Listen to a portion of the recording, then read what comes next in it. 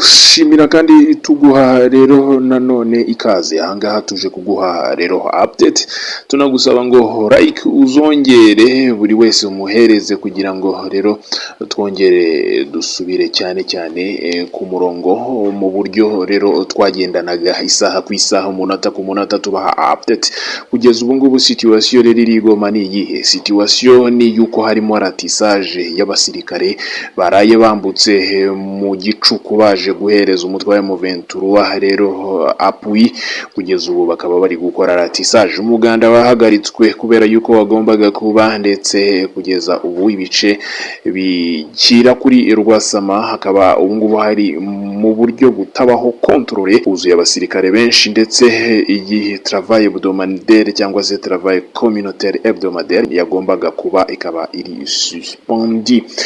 Ni abaturage bahariye bakomeje kutubwira yuko situation kugeza ubu ngubu iteye ubwoba kuko hari paralyse ndetse arrestation zakomeje gukorwa abantu benshi barimo barafungwa n'ingabo batazi n'ubwa mbere bahabonye abo basirikare bikaba bikekwa yuko ari abaraye bambuka baje gutanga umusada ku mutwe wa M23 ubwo warugeramiwe n'amataki y'igisirikare cya Wazalendo ndetse na FARDC.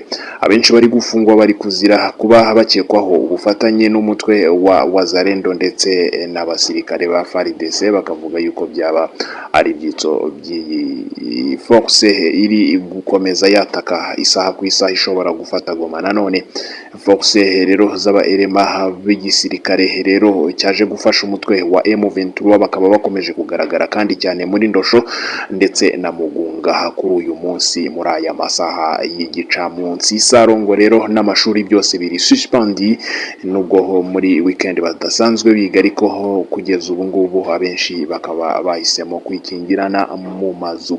Situation ntago yoroshye nyuma y'ibitero rero byaraye bibaye bigatuma guverineri n'abandi bayobozi b'umutwe wa M23 bari Goma bayabangira ingata bakambuka umupaka. Kugeza ubu ngubu rero reunion strategique ya Jacques Jabani ikaba iri kuba ndetse kugeza ubu tukaba turi buze kuguha updates z'ukuntu bimeze. Kugeza ubu kandi ingabo nyinshi zikomeje kugaragara nanone ku kibuga cy'indege cya Goma bakaba baje bavuye hakurya kuramfurusa umutwe wa M23 kuri biriya bice. Kugeza ubu rero kandi nanone birakekwa yuko abaturage bakomeje kugenda babona nanone muri mujya abasirikare ba FARDC ku buryo bivugwa yuko isaha yariyo yose bashobora kongera gutera nyuma ya fontoma rero zikomeye z'umunsi w'ejo cyane mu gicuku nibwo muri mujya mu birometero bigera muri 7 uvuye mu mujyi wa Goma haje kugwa mu maboko y'igisirikare cya Repubulika ya Demokarasi ya Kongo.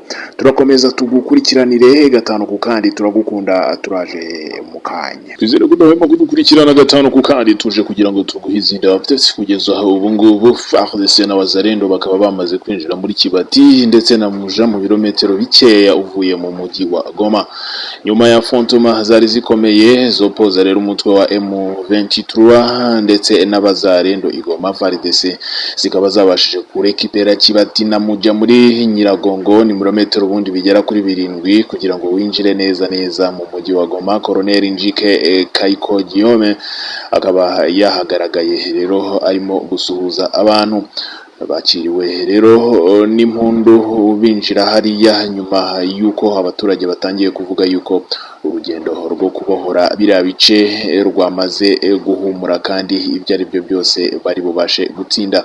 Kugeza ubu ngubu rero akarmi yongeye kugaragara ariko hari nyuma y'imirwano y'ejo mu ijoro mujyi wose wumvikanagamo amasasu mu buryo bukomeye ndetse na bombardement zikaba zumvikanye rero kuri uyu wa 11 zishyira wa 12 turi samedi uyu munsi mu mujyi wa Goma. Rero hakaba hasa n'ahatuje quartier za Keshero Lac Vert ndetse no mu bice bya Ndosho niho hagaragaye abapfu benshi b'umutwe wa M23 ndetse n'inkomere nyinshi n'amazu akaba yagiye anyurwamo n'amasasu. Kugeza ubu rero kandi hakaba bareberi b'umutwe wa M23 bagikontorora turiya duce twabayemo imirwano mu buryo bukomeye kubera yuko haje kubaho le pli ari nabwo berekezaga mu bice bya Muja, ariko nanone bagiye gukora repli bamaze gushyiraho amambuscade agera kuri atatu yahitanye abasirikare b'umutwe wa M23 bagera mu 8.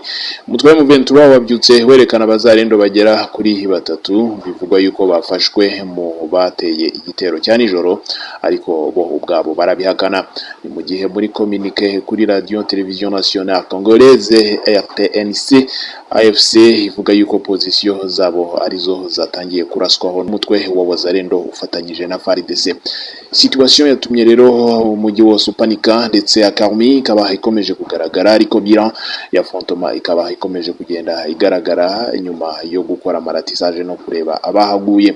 Affrontement zikaba zibaye nyuma yuko zitangiye, hari tension ikomeye. Groupe y'abarebera umutwe mu 23 iterwa rero nkuko bivugwa na Loni inkunga n'u Rwanda, ikaba rero yarwanaga n'abariye ba Republika ya Demokarasi ya Kongo FARDC aribo miliciye b'abazarendo.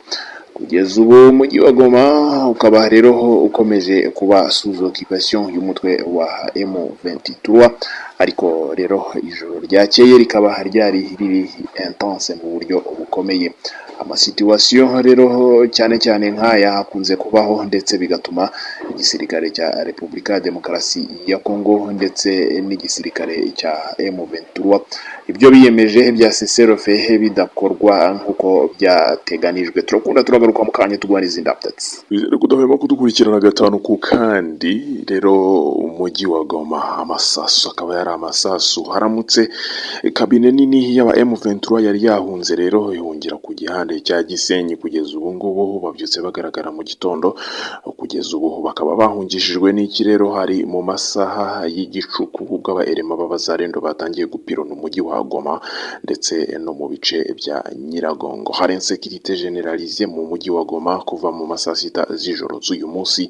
Isakaza twakomeje kubibakurikiranira, ariko kubera insécurité yari mu mujyi wa Goma tubura uburyo tubagezaho amakuru yose en direct. Situation rero muri iki gitondo yaje kugaruka mu buryo buri calme nyuma rero yuko hatangiye kugaruka amahoro mu burengerazuba bw'umujyi wa Goma.